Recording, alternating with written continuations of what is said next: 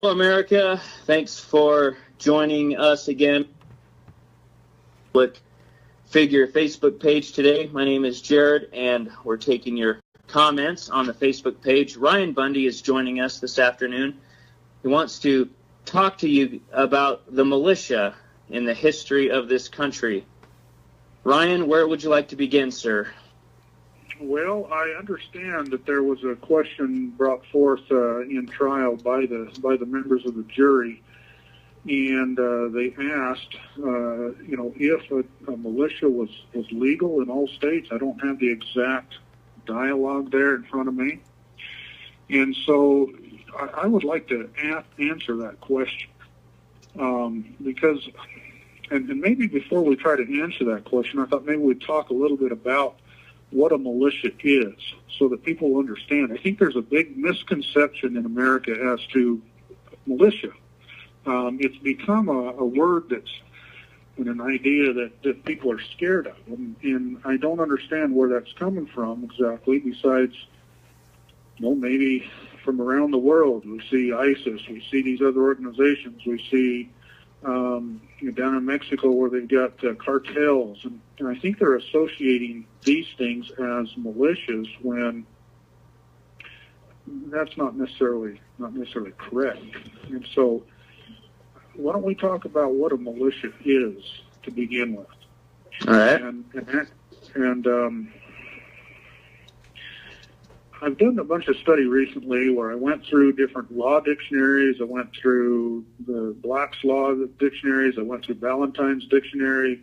I did a bunch of study looking it up in different case laws from previous Supreme Court case, Ninth Circuit court cases, and many other court cases. I looked into the United States Code, and I found much. I found a lot. I looked up different categories. I looked up militia, militiamen, volunteer militia, organized militia, unorganized militia. This call is from an inmate facility. State militia, National Guard, regular enlisted militia, reserve militia. There's a lot of study. And then you can even go from that into the term of posse comitatus. And there's a whole bunch more on that. And it's very closely related and nearly the same thing as militia. That's what I've explained to people, Ryan. There's two natural checks against overreach and tyranny, and that is the governor and the state militia and the sheriff and his posse, the community force. Correct. Okay, and that would be the difference, between militia and posse comitatus. But I want to define militia, just plain and simple, without getting into all the different categories of what type. Just militia. And this is coming out of Black's Law. It says militia, a body of armed citizens trained to military duty who may be called out of certain cases but may not be kept in service in times of peace. And I want to correct myself. That didn't come out of Black's Law. That came out of Ballantyne's Law Dictionary. Okay, so a militia is a body of armed citizens, trained armed citizens. Now, I want to go directly to the United States Code, and this is found in United States Code, Title 10, Chapter 12, subsection 246, and it says the composition and classes of militia. It says, A, the militia of the United States consists of all able-bodied males, at least 17 years of age, and except as provided in Section 313, which I could go to that in a minute, under the age of 45 years, who are and who have made declaration of intention to become citizens of the United States, and of female citizens of the United States who are members of the National Guard. Okay, so in essence, the militia is every able-bodied man between the age of 17 and 45. If you're a male between the age of 17 and 45, then you belong to the militia, whether you realize it or not. You are a militiaman. Okay? And so back to the question of the jury asked, are militias legal? Well, yeah. it's not. They're legal, and you belong to one, most likely. There are some exceptions. If you get into Section 247, it lists the exceptions of those who are not required to belong to a militia. Now, one is, there's a little bit of a list there. Interestingly, one is those who work for the Postal Service. And I believe that might be for the reason that they want to keep communication moving no matter what happens. And so a postman cannot be called, does not belong to the militia. Now, this United States Code, Title 10, Chapter 12, subsection 246, talks about different classes of militia. And I think this is really important because this is also a major confusion, because a lot of people believe that, well, the militia is the National Guard, and so that's that. No, according to United States Code, there's two classes of militia. One is the organized militia, which consists of the National Guard and the naval militia. All right? And the second category of militia is the unorganized militia, which consists of the members of the militia who are not members of the National Guard or naval forces. So, in other words, everybody else, back to the all able-bodied males. So if you are an able-bodied male between the ages of 17 and 45, and you're not in the National Guard or the naval militia, then you are a militiaman. You do belong to the unorganized militia. And the exception, it mentioned that exception, except provided from an inmate facility. 313. Now, I don't have it right before me, but I have read it. I do remember it. And it takes the age up all the way to 65 or 68 or something like that. So, in other words, you're still a militiaman up to the age of, say, 65. I don't have it exactly in front of me. And so I think that that's the biggest misconception. People do not understand what a militia is. People do not understand that they belong to the militia. Now, I want to go in further with that definition is where a lot of these court cases come in.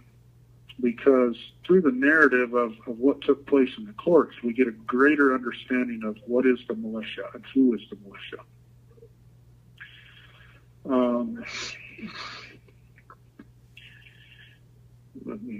United States versus Miller. It says, we explain that the militia comprises all males physically capable of acting in concert for the common defense. I'm just thumbing through here, so give me a minute as I kind of thumb through. Oh, no problem.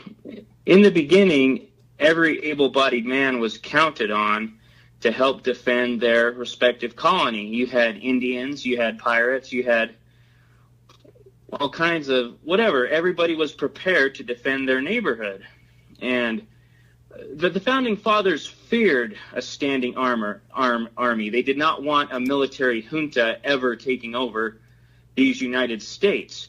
And the Constitution provides for a navy, but the army needs to be reauthorized every 2 years, which is why the National Defense Authorization Act, Congress zips that right through every 2 years to keep the army built up and getting bigger and bigger and bigger.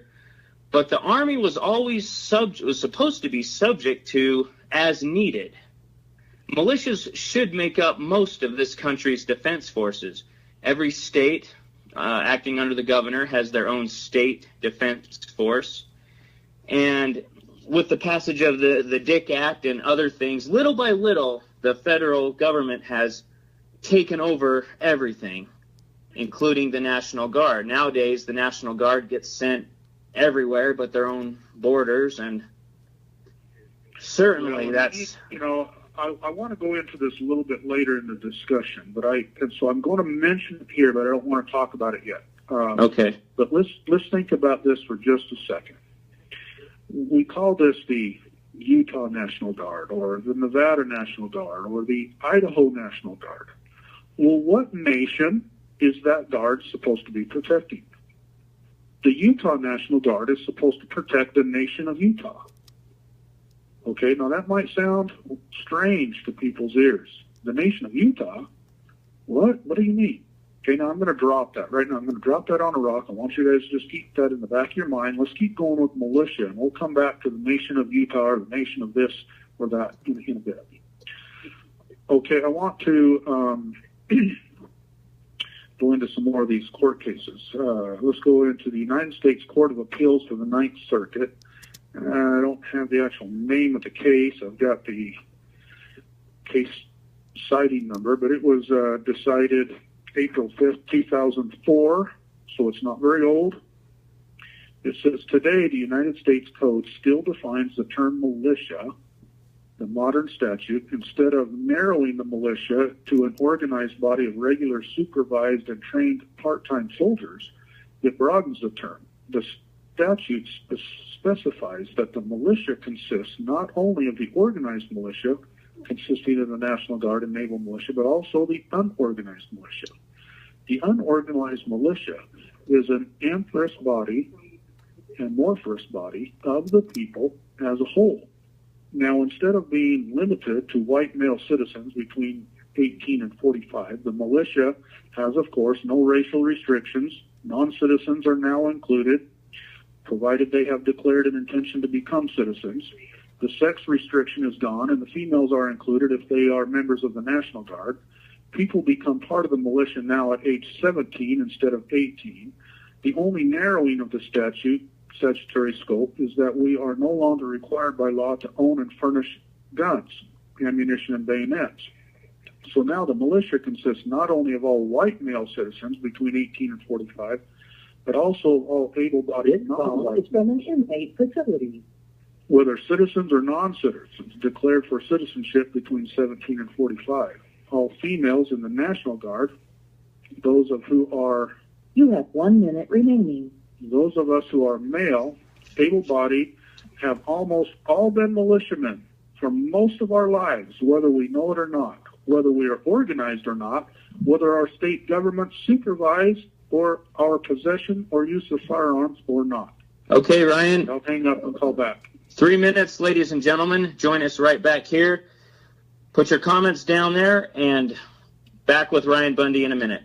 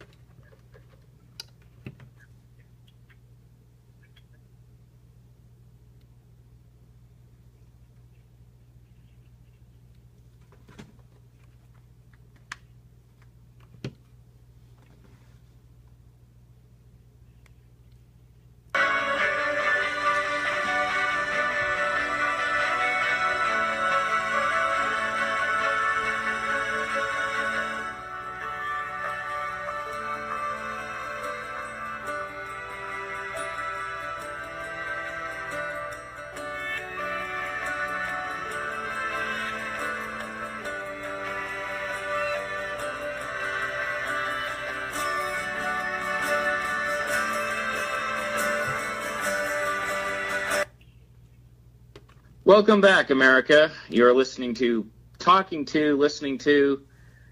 we're talking to political prisoner Ryan Bundy from his maximum security cell in Pahrump, Nevada. Father of 8, great friend of humanity, cowboy.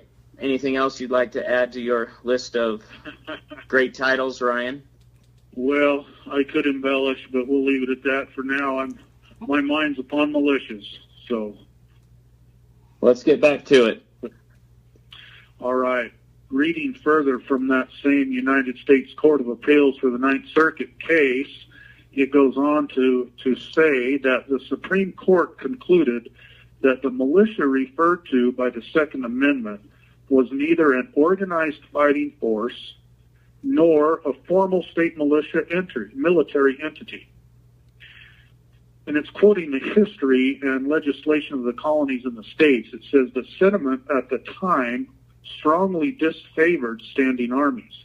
The common view was that adequate defense of country and laws could be secured through the militia, civilians primarily, soldiers upon occasion.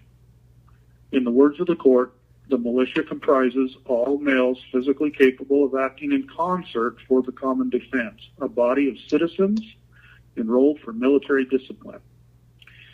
All right, I want to go to another court case. This is Silveria versus Lockyer, and it's a 2003 case. Again, not very old.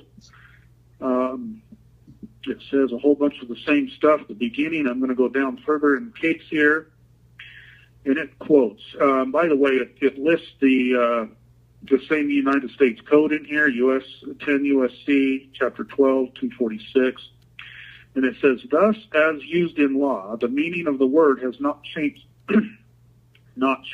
significantly, other than to grow more inclusive.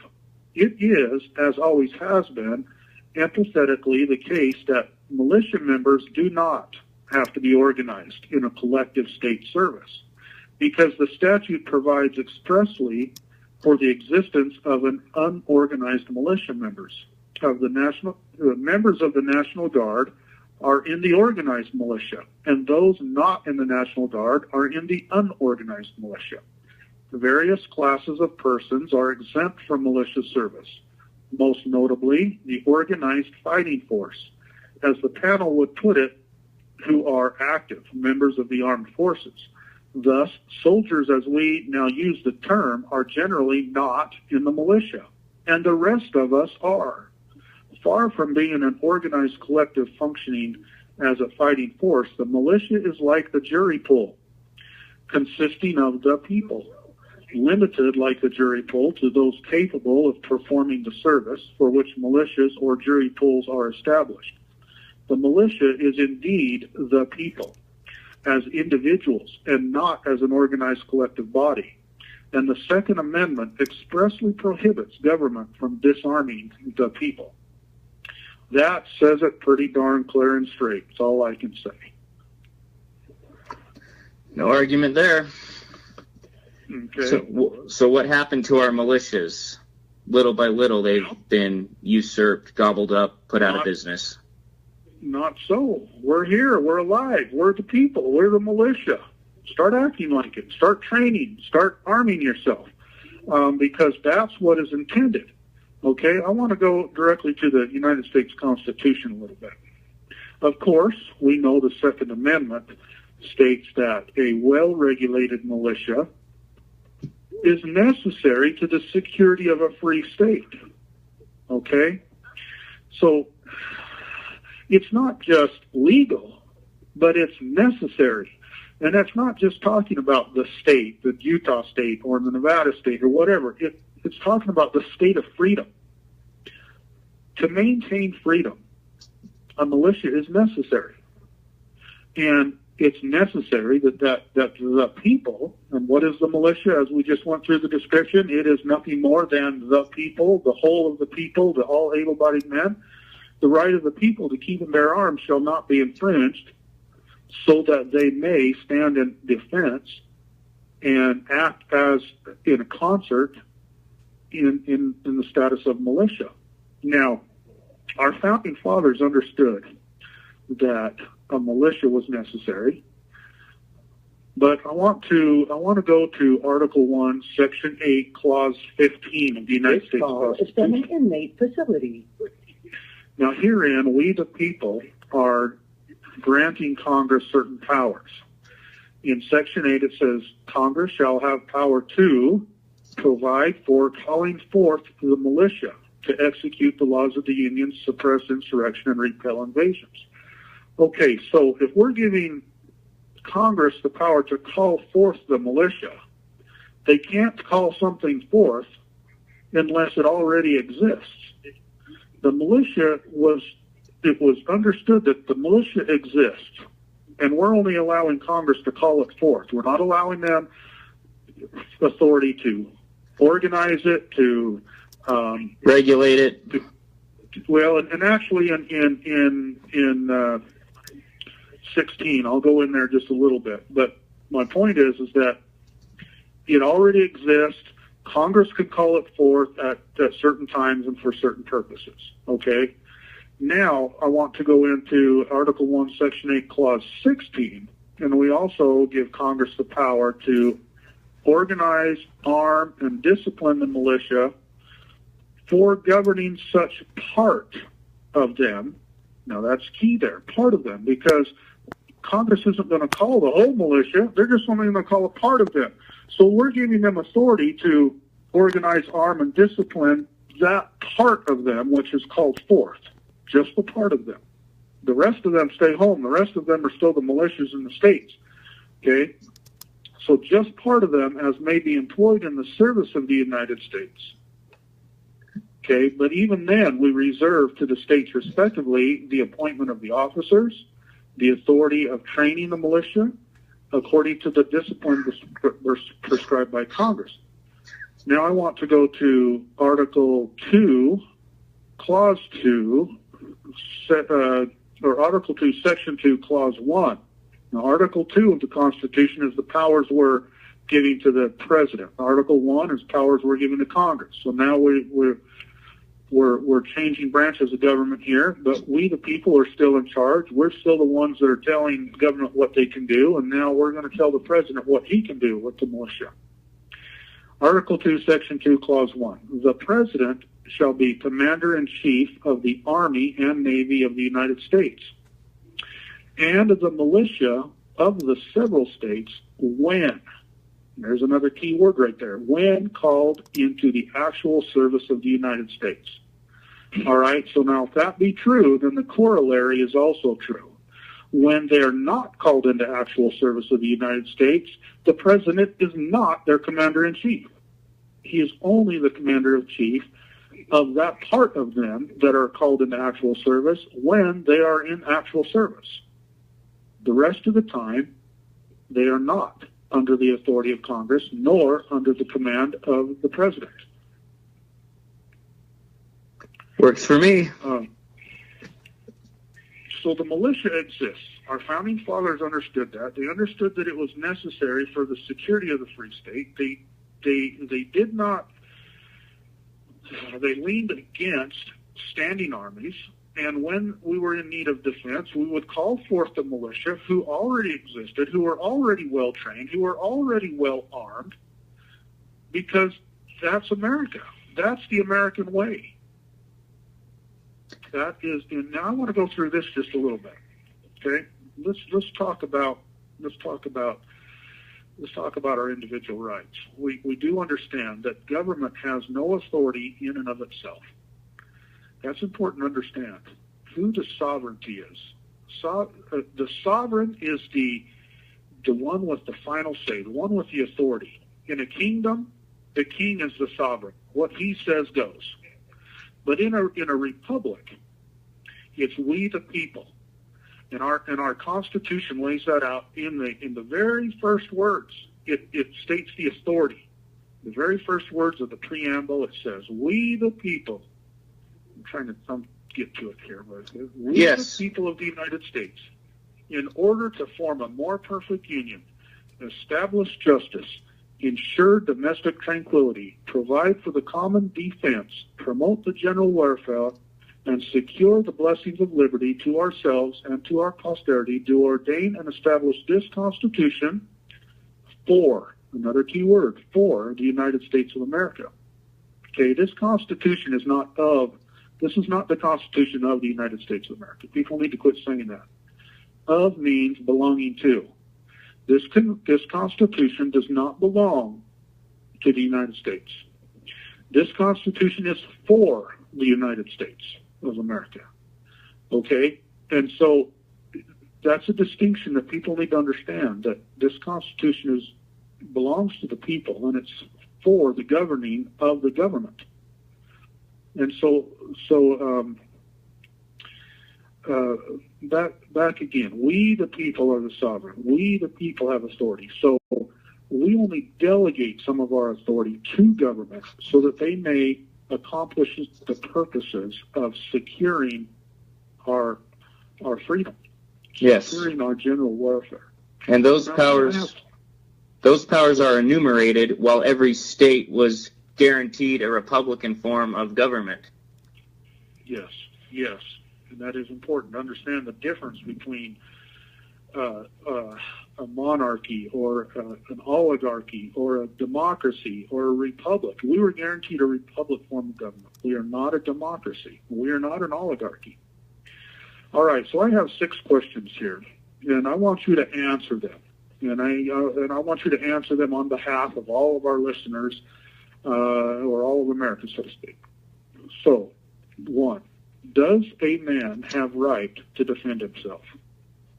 Yes. Natural law. Animals do too. Anything in existence. That's one of the most basic, if not the most basic, natural law. You have the right to defend. This call is from an inmate facility. Okay, 2, does he have the right to defend his family? Yes. Okay. Does his wife have right to help in that defense? Of course. Okay, what about his son? Yes.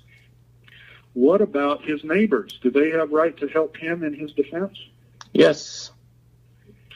And does this man have the right to help defend his neighbors or help them in their defense? Yes, he does have that right, and some would say it's his duty. Okay, yeah, that's correct. This is the very essence of militia. This is the very essence of what a militia is and its purpose. Self-defense and the defense of your neighbors and loved ones, your family. Militia is nothing more than every able-bodied man in that community. For a militia to be effective, it must be trained, it must be armed. Militia groups formed to train is very appropriate and necessary to the security of the freedom of the community and to maintain a state of freedom. And so to answer the question the jury asked, is a militia legal? Absolutely.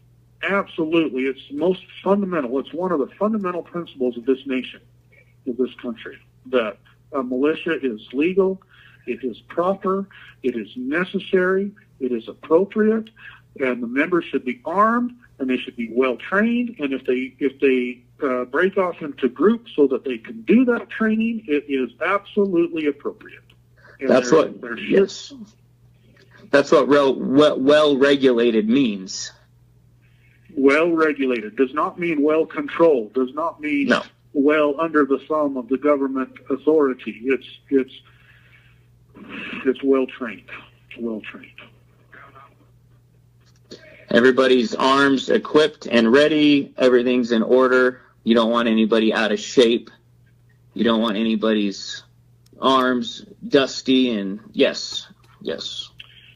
So, do we have any questions coming from your listeners? A lot of support.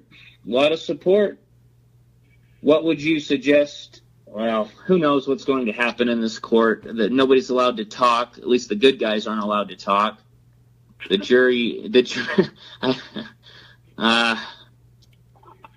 I wish if everybody on the jury were like you, Ryan,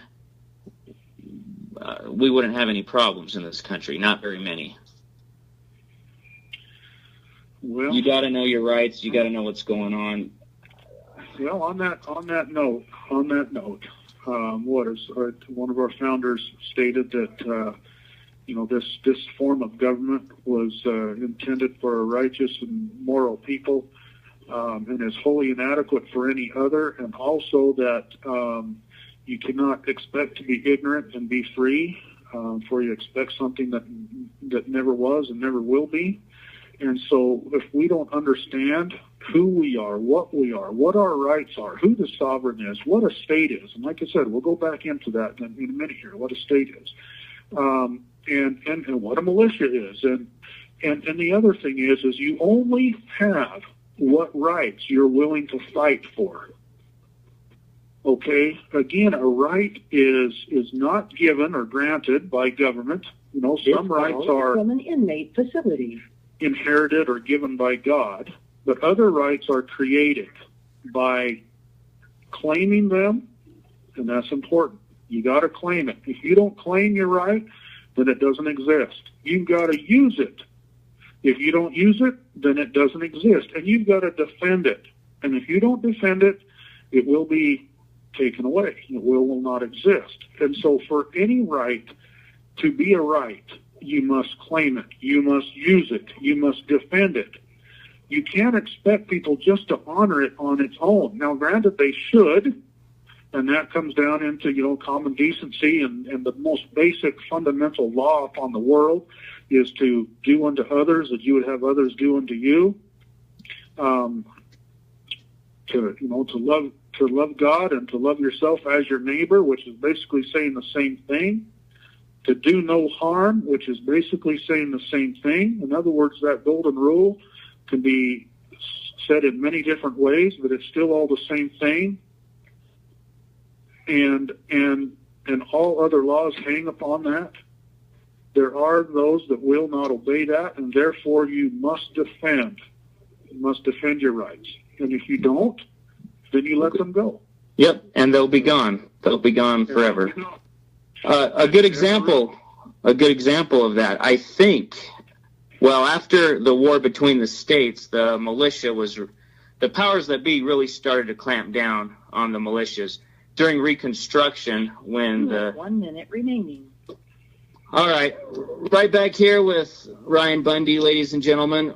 He's going to talk about the militia and Reconstruction and the Civil War and what happened to the militia your great-granddaddy participated in. Back in a minute.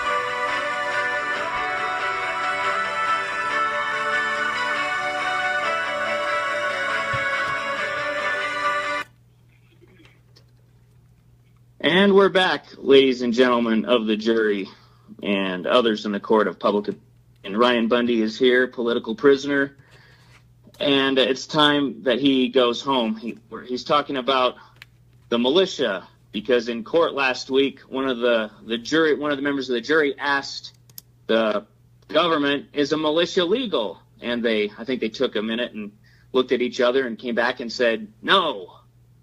But Ryan is here to teach us about this. And of course the militia is legal.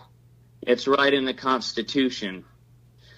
After Reconstruction, militias in the South in the 1860s kind of got out of hand by those who wanted to take control of things. And since then, we don't see them drilling in the street anymore. Ryan, why is that?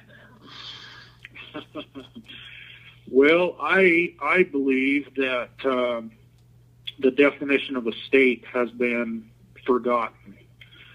And a large part of that reason could be that Reconstruction. President Lincoln said, preserve the Union, preserve the Union. Well, in that same sentence, in that same word, he was saying, destroy the states, destroy the states. And to a large degree, that has happened. And so I would like to talk about what a state is and help people to realize what we still are or quite frankly, what we need to return to, and which is the crux of this entire case that we're in. Now, I'm going to go back into the history. I want to go into the Declaration of Independence because we see the transformation take place there. We see a transformation. So the definition of a state and the definition of a nation is the same thing. A nation is a state is a nation. If you look up the definitions and really study it, and granted, there's usually more than one definition for every word in the English language, we've learned that. But when we get into the proper definition of those, a nation is a state is a nation. But a colony is something different. Okay? A colony is a subdivision, is an extension of, is a subordinate to something that's greater. And this is what our founding fathers were tired of. They were tired of being under that thumb, an only extension of. And so in the last paragraph of the Declaration of Independence, they say here, and I'm going to start about in the middle of the paragraph, it says,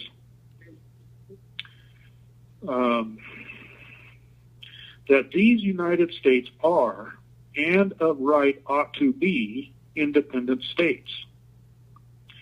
So they recognize that they are not states, but they ought to be. And then in the very next line, they create themselves as states. They say, and that they are absolved from all allegiance to the British Crown, and that all political connection between them and the state of Great Britain is and ought to be totally dissolved, and that as free and independent states, and I want to reiterate that he's saying states, plural. This call is from an inmate facility. They have full power to levy war, conclude peace, contract alliances, establish commerce, and to do all other acts and things which independent states, plural, may of right and ought to do. Okay, so in essence, this declaration is where states were actually created here in America. Before they were colonies, the transition takes place in this declaration. Now they are independent, free and independent states, not United States. They are independent states. Each one of them separately and independently has the full power to levy war, to conclude peace, contract alliances, establish commerce, and to do all other acts and things which independent states may of right to do. Okay, so now of course, Great Britain's like, no, your colonies, we're going to smack you around because we're not going to allow you to be states. And so the war ensued. And the war was won by the states. Now, interestingly enough, the actual peace treaty that was signed to officially end the war for independence is called the Treaty of Paris, because it was first signed in Paris, but was eventually signed by 14 states. 14 states. So I asked the question, tell me if you can answer this. Who were the 14 states that signed that Treaty of Paris, the peace treaty? I don't know. Unless, no, I'm intrigued. Please. Okay. Well, the obvious would be the 13 colonies, states. Yeah, but they're not colonies anymore. Right. States. Right. Okay. Right. All right. So 13 there, but the 14th was the state of Great Britain. Okay, let that sink in for a second, because now you realize that the state of Great Britain was the most powerful state in the world at that time. They had an empire that spanned the globe. The sun never set on the British Empire. Facility. And yet they're referred to as a state, the state of Great Britain. Okay? And now all of a sudden we have 13 new states that through war just proved their independence, and now they're claiming equal status in the world with the greatest state of the world. And they all sign equally on the same docket, proving that they are equal in standing of the world. The document wasn't signed by two, the United States of America and Great Britain. No, it was signed by each and every state because they were independent. Yes, yes. So therein is the definition of a state. The characteristics which each of the original states possessed at the time of independence is how a state is defined. That's the definition of a state. Okay? So now we call ourselves the United States of America, the United States. What is a union? And what is a union? A union is made up of several independent entities, okay? Like a marriage between a man and wife. We got two people here, and they have joined through the union of matrimony for a common cause and purpose to build a family, to have a home together, and there's several purposes there included. But they are still two separate people. They are a union. They haven't morphed into one body. They haven't become one. They are one, yes, in their common cause and purposes, but they're still two separate people. Thus it is with the United States. We have united for common cause and purposes, which are outlined in the Constitution for the United States. That's the parameters of the Union. If it's not within the Constitution, then in those other things they are not united. They are separate and independent, and possess all the characteristics of the original 13 states. And that goes into the equal footing doctrine. In fact, Federalists, let's see, where they have them right. I think the Federalist 45, Federalist 46. Anyway, there's some there that talk about the importance of new states coming into the Union being equal with the original states. And if they're not, they say that they will surely revolt because, let me see if I can find it here, by the way. I wouldn't mind just reading that. They wanted the same protections and advantages as the others. Yes, but they wanted to be equal in every way, not just some ways. And that's a here, let me get to it here. And you guys have discussed that a lot over the last year and a half, because the way the West was treated, they came into the Union later, but they still have the right to the same privileges and advantages, all things being equal. Well, in theory, that was supposed to be the plan. If there's any condition, see, that's what's happened with some of these Western states, is Congress placed conditions upon the states upon entering statehood and being admitted into the Union. Well, that creates an inequality. The early states, I'm talking not the original, but the early newly formed states, there were no conditions required to become admitted into the Union. They were entered in upon complete equal footing and had all the rights, privileges, and possessed the same characteristics as the original 13 states. And that was supposed to be maintained throughout. That was the standard. That was the precedent set for the establishment of new and formation of new states and the acceptance of them into the Union. And interestingly enough, Nevada, which was formed and admitted into the Union on October 31st. This call is from an inmate facility. 1846, President Lincoln was the president at the time, and in his speech accepting Nevada in twice in his speech, he stated that Nevada was entered in upon equal footing in all regards. And so, I guess while we're on that subject,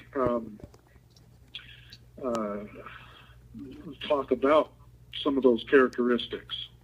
So let's talk about the original 13 states. Let me ask you another question.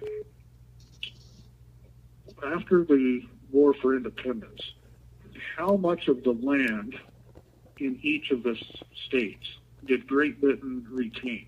How much ownership of the land did Great Britain retain in each state after the war? None. None. Are you sure about that? Pretty sure. Pretty sure. You're right. Pretty darn sure. It would be ridiculous for us to think that Great Britain retained 1 square inch of that land. In other words, each state independently owned, her state and her people, by the way, owned 100% of the land within the boundaries of that state. Okay? And so that's one of the characteristics that a state has, is it has the full and uninhibited ownership and control of that land within their state. So newly formed states have that same characteristic.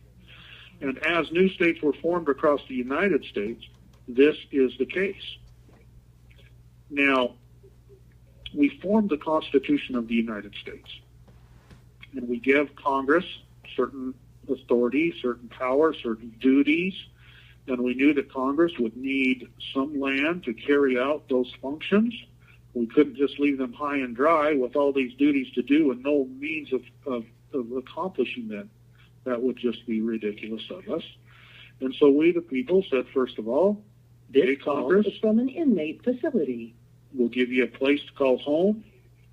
We'll give you the District of Columbia. We didn't call it District of Columbia, but at that time, but it was, we gave them a 10-mile square.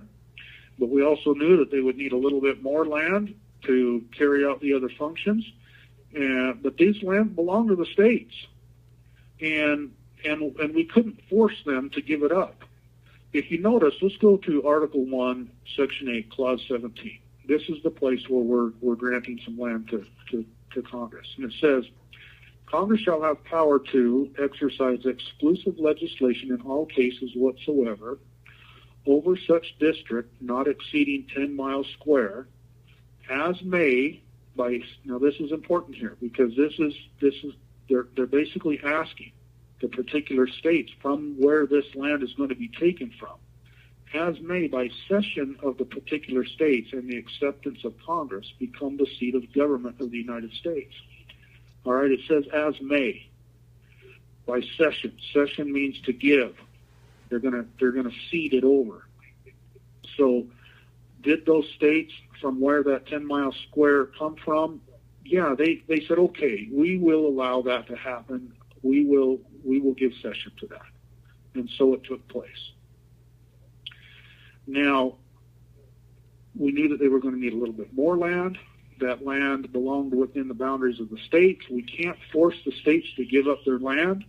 And so we're going to give Congress, I'm going to keep on reading here, and to exercise like authority over all places purchased by the consent of the legislatures of the states in which the same shall be, for the erection of forts, magazines, arsenals, dockyards, and other needful buildings.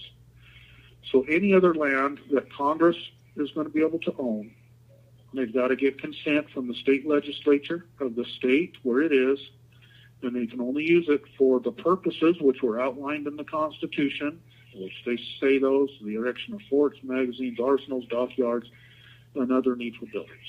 And they have to pay for it. They have to pay for it. It says right there, purchase, places purchased by consent. So 84% of Nevada isn't one big giant military installation that they bought way back turn of the century. No. So in other words, it's not constitutional, and it's not legal. It's illegal. It just doesn't fit. It's occupied. It's occupied. Unless they follow the supreme law of the land and went through that process, then the federal government does not own it. Nor in the state of Idaho, Utah, or any other state in the union. It doesn't matter which one. Nope. All of these states are occupied. Gotcha. So back to our National Guard.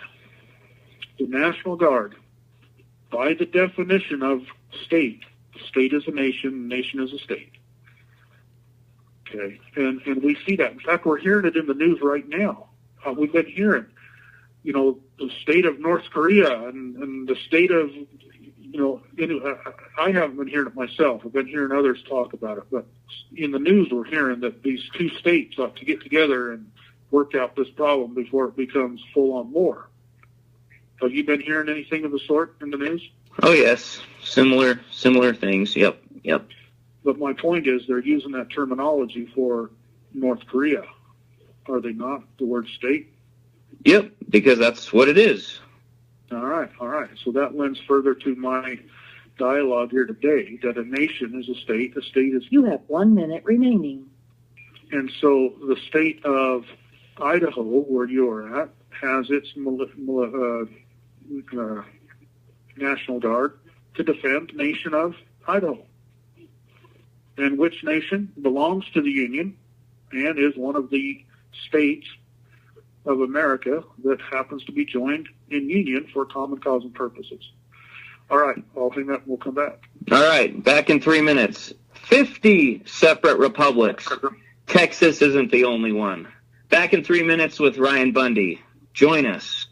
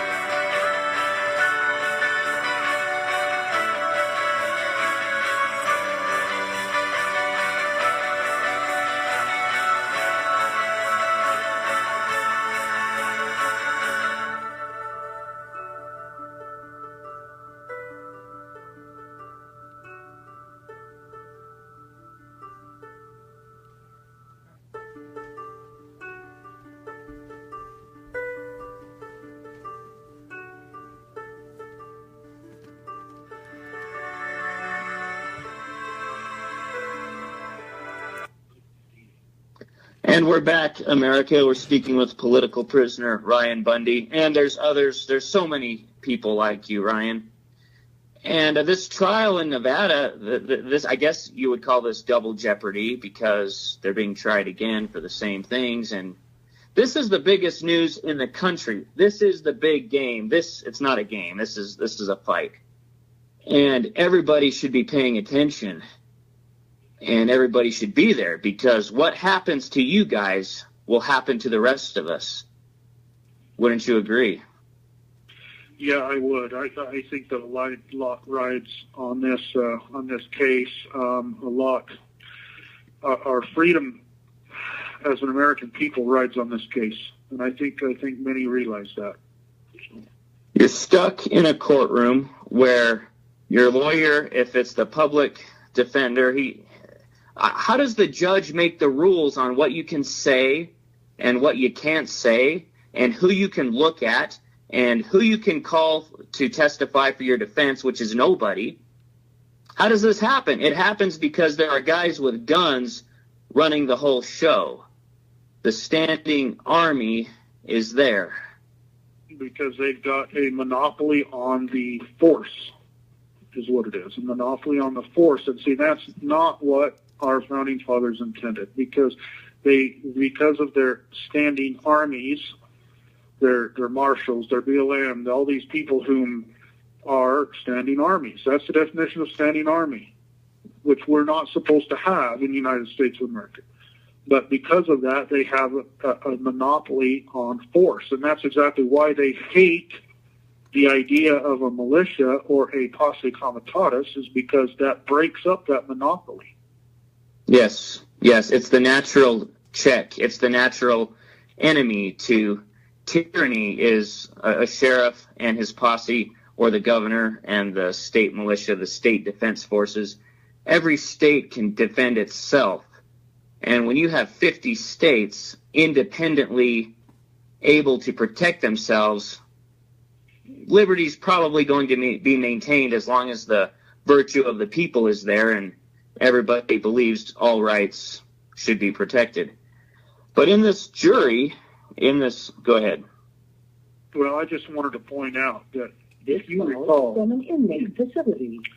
on April 12th, 2014, when my father was on the stage there with Sheriff Gillespie, my father never asked for the cattle back. What did he ask? He asked two things of the sheriff, two things only. Neither one of them included return of the cattle. What did he ask? Do you recall? Yep. He wanted the sheriff to disarm the Forest Service and drive the invader off his property.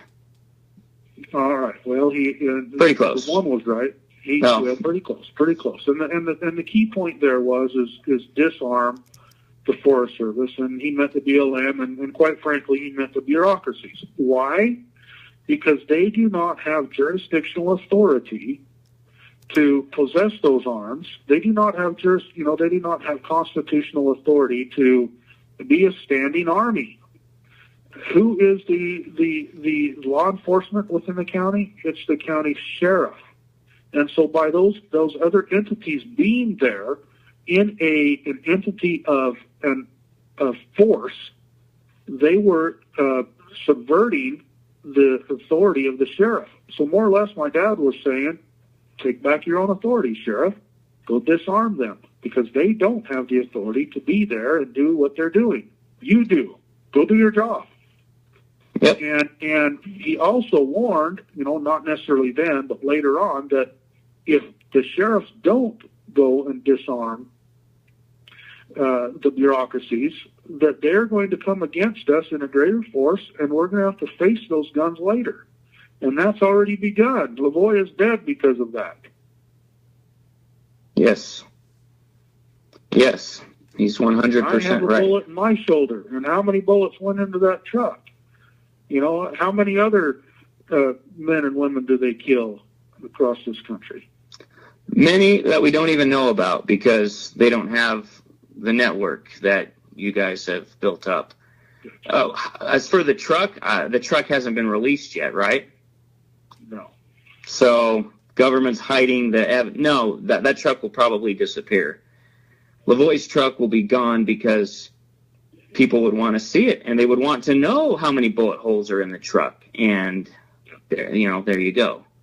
Well, I can tell you, because I was present in that truck, there are going to be more bullet holes in there than what they have reported being shot. I think everybody will believe you on that. Okay. How do we... All right, so okay. Back to juries. The juries have also got out of hand because our founding fathers... I want to point this out. Most people don't pick up on this. But the rights that are enumerated in the Bill of Rights or Bill of Prohibitions, whatever you want to call them, the first 10 amendments, are not the only rights that we possess. In fact, I really like the Ninth Amendment because the Ninth Amendment makes that clear. It states that the enumeration in the Constitution of certain rights shall not be construed to deny or disparage others by the people. In other words, we didn't list them all. We only listed a few here. And so we have many other rights that are not numbered. That's what enumeration means. We didn't number them all. We didn't list them all. Okay? But they were listing some of them that were most important in their minds, that they were really concerned about. Okay? They listed those. Now, of the first 10, half of them have to do, either directly or indirectly, with how a person who is accused of crime is to be treated. To me, that's amazing that they were so concerned about people being accused of crimes that we've got to specifically list those rights so that they are taken care of. Yes. So that they are not abused. Yep. The Constitution was organized and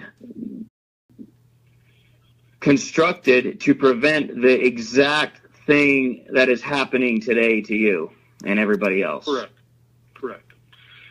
Okay, now, but in part of there was the right to a speedy trial by an impartial jury. Now, a jury is supposed to be 12 men.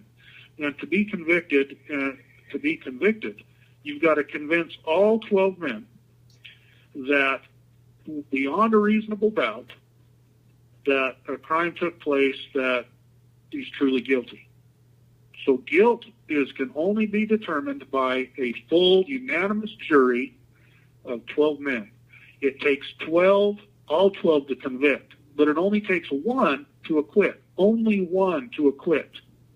Now that's where juries have gone askew in these latter days, because now the judges are saying, no, it takes 12 to acquit also. No. And they're calling that a hung jury when they don't get all 12. It's not supposed to be that way. If you can't convince 12 men that you're guilty, then you're not guilty. That was the protection provided. That's why the jury is 12. That's why the jury is 12. Those men that were acquitted, which the judge mistakenly called a hung jury, they were acquitted in that first trial. Yes. And this is double jeopardy by sending them through a trial again. Yes. And this is not what the founding fathers intended for juries to be. No, that hung jury idea only serves the courts and the prison system. It only serves the courts. And yet the protections are supposed to be there for the accused. And every one of them is being violated on us. That's why we're still here in jail instead of being treated as though we're innocent until proven guilty. That's why, you're supposed to have the right to have compulsory process for obtaining witnesses in your favor. And yet the judge is blocking all their witnesses. And I can go on and on. I can spend another hour or two just on that subject. But we've been on for quite a while, and maybe it's time to come to an end to our call. But all right. What would you have America do? I'm sure. Come to Nevada. This is where it's at. Come to Nevada. Well, Whether you come to Nevada or not, I will leave that to your own discretion. I wouldn't know what to tell you to do when you got here. But if the Spirit of the Lord tells you to come, then come. I always tell people that the first thing they need to do is to analyze their own lives. Find the sin in your life and repent. This form of government is only adequate for a righteous and moral people. It is wholly inadequate for the governing of any other. If you cannot make your choices to where you live righteously, then this government will not work. So first, make amends to your Maker and to anyone you've done wrong. Get right with the Lord. Get your soul right. And then listen to the Spirit of the Lord and follow Him in your actions. These men who came to protect us in 2014, that's what happened with them. They felt the Spirit of the Lord, and they acted without hesitation, and they came almost on a moment's notice. We didn't invite them. We didn't know them. I didn't get to know these men until I was in prison with them in November. 2 years later or whatever. I didn't know them at the time. No, they were the Good Samaritans. They came. They were good Americans. Yeah, they came. They helped out. Then they went home, and they weren't asking for anything. They weren't asking for anything. That's an amazing insight. And, I hear story and story over again by the others that were there. They said, I came. I don't know why. I felt I had to. Many of them felt the Spirit of the Lord and didn't know. They don't understand. They didn't even recognize that it was the Spirit of the Lord because they might not have known Him as well as they thought. They might not have been religious, whatever the case might be, but everyone who came because they felt that Spirit and they acted. And so I'm asking people to learn to recognize that and follow that Spirit. I can't tell you what to do. You're going to have to listen to the Lord, okay? But the one thing I can encourage you to do is to keep learning, understand the principles of liberty, the principles of freedom. That I will tell you that free agency, to be an agent unto yourself, to have the ability, the right to choose for yourself how you will act, is the most fundamental principle of heaven. Okay? I believe that that's part of the purpose which we're sent to this earth, and it's imperative to our eternal salvation. So that's my religious bit put into here. That this is not just important for us here and now. This has eternal consequences. Be on the Lord's side. Who's on the Lord's side who? Now is the time to show. And I ask it fearlessly. Who's on the Lord's side who? Thank you, Ryan. In the name of Jesus Christ, amen. Amen. Say amen, America, if you agree. If you can make it to Nevada, show up. You are witnessing history one way or another.